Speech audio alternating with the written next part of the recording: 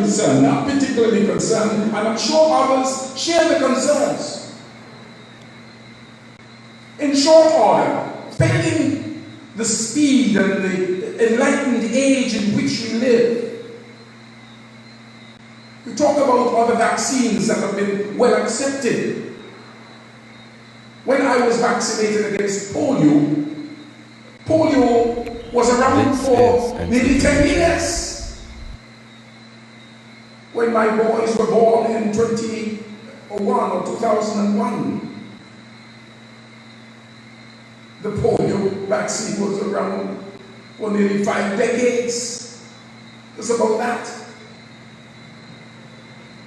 One had the confidence of years. You have the confidence of years. Nothing, no kind of technology can bypass a testing period. No kind of technology can bypass a testing period.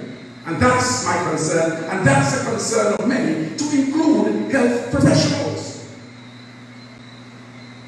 So we cannot have confidence in a vaccine that has been around for less than 3 years. Now, there are people who are purporting that they've been working on these vaccines for a long time. That may be so, but they have not been using them. They have been working on them for a long time,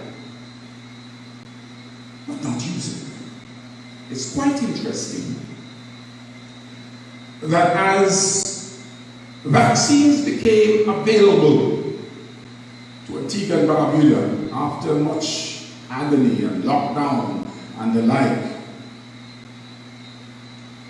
that there was this cajoling into getting people vaccinated. People were being paid to be vaccinated. There were all kinds of offerings, all kinds of bribes, if you may, to get people vaccinated. And all of a sudden, overnight, after all the giftings, all the bribing, overnight, it has become punishable. Those who are unvaccinated will be punished. This, I say, is bullying. It falls right smack within the purview of bullying. And this is what one could call bureaucratic bullying. Bullying of the highest order, because the poor man can hardly do anything about it. Hardly. It was one thing when it was said that we had 3 or 4 different vaccines available and people were encouraged to be vaccinated. People were being educated, and there was that process ongoing that people could be educated and that people could move towards this. Everybody does not move at the same pace. By the way, let me punctuate by saying here, on the 6th of March, 2021, I decided, the morning of the 6th of March, 2021, I got up and I made a decision.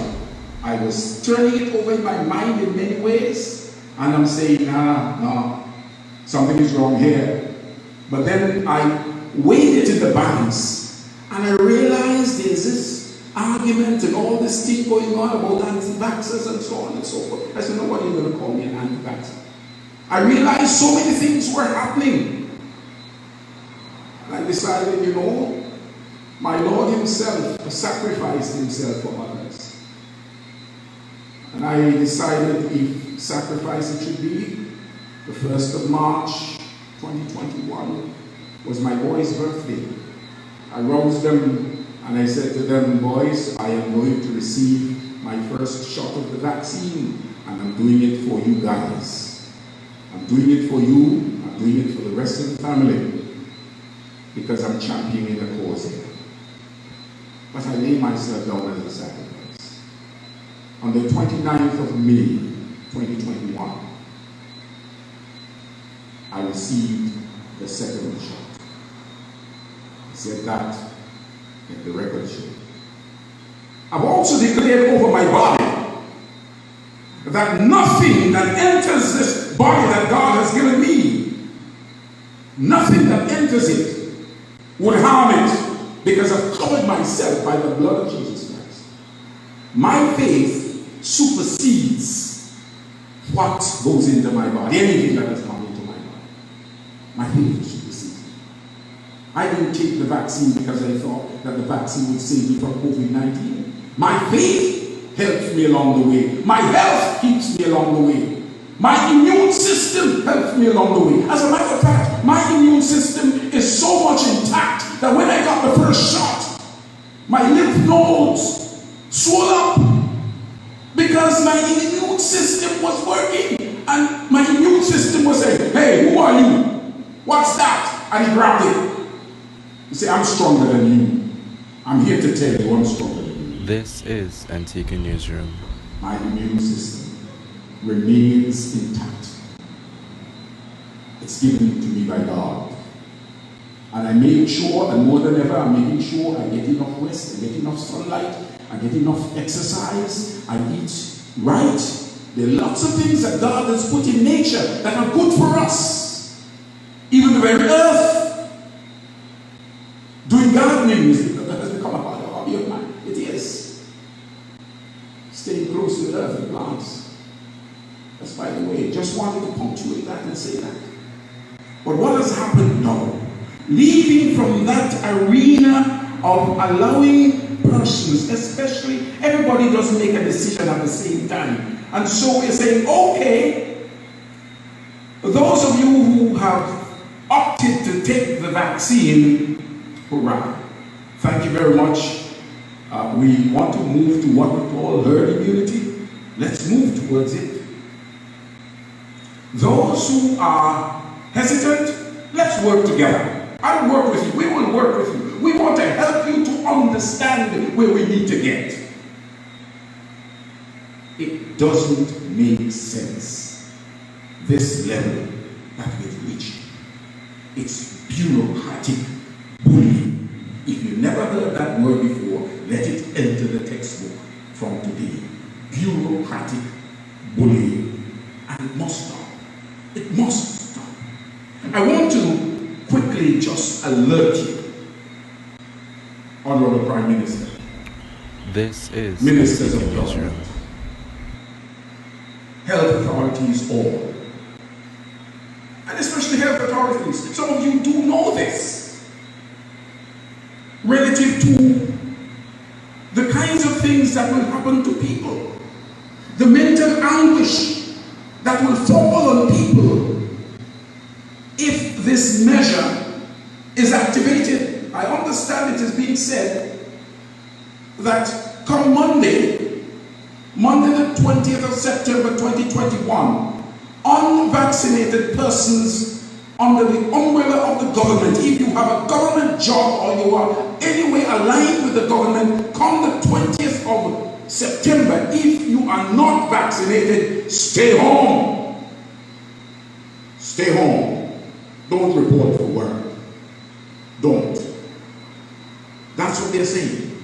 And then, come the 1st of October 2021, unvaccinated persons on the government payroll will be caught.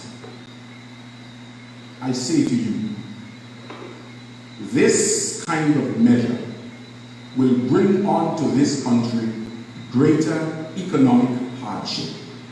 We have been talking about moving away from anything that will bring hardship to our people. I'm telling you, this measure is going to lead to economic hardship. And the mental anguish I mentioned before, they are even more critical. Talking about, and I mentioned this on another platform, alienation and despair.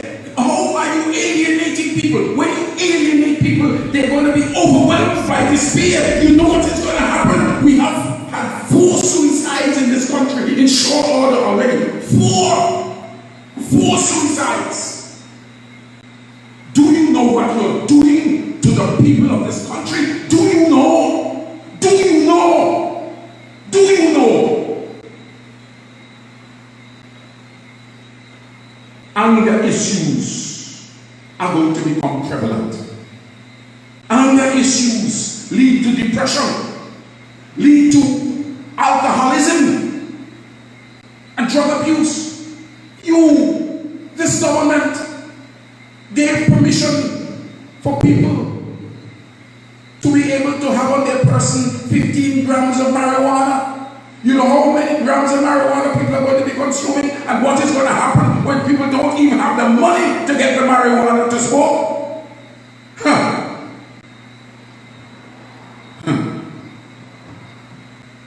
There's something that is called intermittent explosive disorder. If you don't know about it, I challenge you to look it up.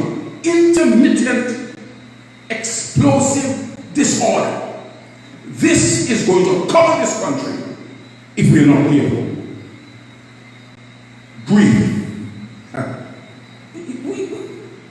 We don't understand it. Grief is a serious thing. People don't only grieve over people who die. They grieve over their jobs. They grieve over the loss of workspace. They grieve over it. They grieve over the loss of persons with whom they interact every day. They grieve. And grief can lead to death. I will not go into the other stressors that will arise. I say in closing, I beg of you, Mr. Prime Minister, and other leaders of this country, I call upon my colleagues in the faith, not just to pray, not just to seek to console your members, because sometimes we ourselves need consolation, but to seek out. We are more than the parliament representatives. I'm not even going to mention the number that we have in parliament. But we have more ministers of religion than ministers of government. Tag one of them. I have one I tagged in my mind already. And right after this broadcast, I'm getting in touch with the one that I have in my mind. Speak to them one-on-one. And better yet, try to pick one that you know that you're older than, so that you're speaking to them as a senior resident citizen of this country. Speak to them from your level of wisdom and seniority. I appeal to this government of ours to retract that measure. Retract it relative to persons going out who are not vaccinated, going out to work on Monday, and about cutting people from payrolls from the 1st of October. There is a better way. There is a better way. Continue to encourage people, as I am doing now. I encourage people to continue to keep the protocol, social distancing, wearing a mask, hygiene, washing of hands and the like. Those things are good. Building the immune system, taking care of your health. Nothing beats taking care of your health. One doctor said, if you take the vaccine and you're not in good health, the vaccine can't help you. What helps us is a robust immune system. If you want to do anything more, Mr. Ministers, make contributions that people may be able to purchase, may be able to get, to lay their hands on, the things that will build their immune system. And they don't necessarily have to be expensive. A lot of things are around us. Beach therapy remains a very significant part of our health. The sunshine, being on the outside, fresh air, these are some of the things that make us healthy. God of nations, let thy blessings fall upon this land of ours. May God bless our country, Antigua and Barbuda. May God bless us with good health and keep us unto his day.